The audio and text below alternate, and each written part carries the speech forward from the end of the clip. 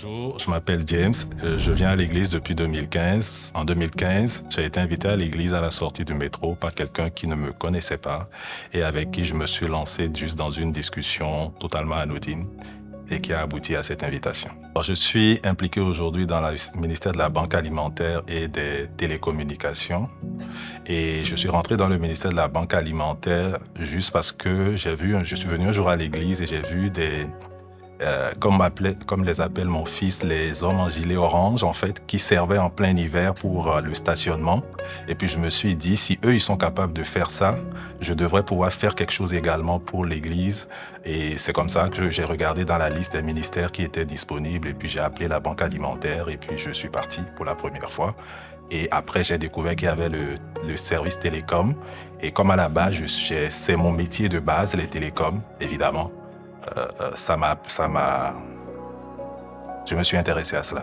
Et je me posais beaucoup de questions en 2019. Est-ce que je reviens rester auprès de la famille au Canada et est-ce que je continue de travailler à l'étranger? Et j'ai été fortement impacté quand de façon miraculeuse, alors que je ne remplissais pas du tout les conditions, j'ai reçu un mail de IRCC et j'ai soumissionné pour avoir ma citoyenneté et je l'ai obtenu. Et donc là, j'ai compris que c'était un signe comme quoi il fallait revenir de l'étranger pour rester auprès de la famille. Et quand je suis revenu, la chose qui m'a le plus marqué également, c'était que le pasteur a fait un enseignement, c'était le pasteur Alberto, où il disait que la priorité d'un chrétien devrait être dans l'ordre Dieu, la famille, le service et le travail. Alors que moi, je mettrais le travail avant toute chose, avant que cela n'arrive. Et au-delà de cela, c'est que l'Église enfant a beaucoup contribué pour ce qui nous concerne nous autres, à nous aider dans l'éducation de nos deux adolescents désormais et ça nous facilite la vie sur beaucoup de plans, contrairement à d'autres voisins, d'autres amis qui n'ont pas la chance d'avoir une église enfant comme la nôtre.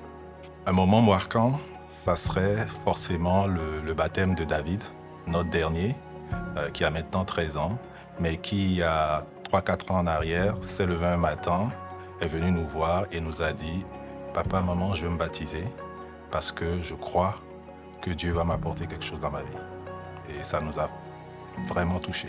J'ai choisi de donner à l'église MCI parce que je me sentais vraiment chez moi à l'église MCI.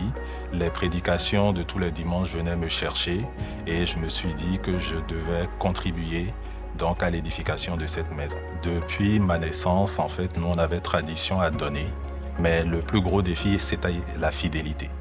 La fidélité, quand je suis devenu grand dans la dîme, ça a été vraiment un enjeu. Et c'est en 2021 que j'ai vraiment compris et j'ai voulu tester, je vais dire, la fidélité de Dieu en donnant un peu plus que le 10%.